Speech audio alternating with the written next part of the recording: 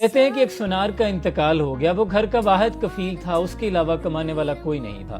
اس کے جانے کے بعد گھر میں بھوک نے ڈیرے جما لیے۔ جب حالات بہت ناگزیر ہوئے تو اس کی بیوی نے اپنے بیٹے کو کہا کہ یہ نیلم کا بنا ہوا ہار ہے، تمہارے چچا جو سونار ہیں اسے ان کی دکان پہ لے جاؤ اور کہنا ہم فروخت کرنا چاہتے ہیں، کچھ اچھے دام مل جائیں گے۔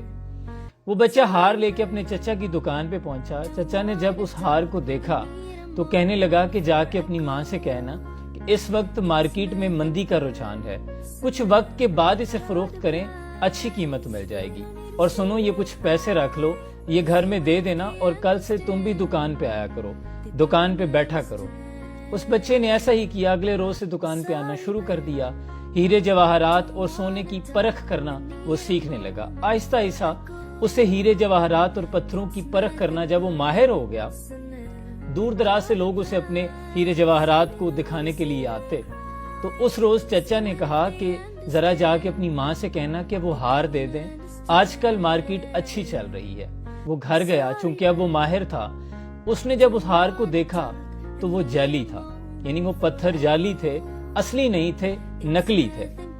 تو وہ ہار تو گھر ہی چھوڑ کے فوراً واپس دکان پہ آ گیا۔ چچا نے پوچھا ہار کیوں نہیں لے کے آئے؟ تو کہنے لگا کہ وہ تو ہار نکلی تھا۔ پھر چچا نے کہا کہ اگر یہی بات میں اس دن کہتا کہ تمہارا ہار نکلی ہے تو تم لوگ یہ سوچتے کہ ہمارے حالات کیا خراب ہوئے۔ چچا بھی ہمارے ہار کو نکلی بتانے لگے ہیں۔ اب چونکہ تمہیں علم ہے اور مزید کسی وضاحت کی اب ضرورت نہیں۔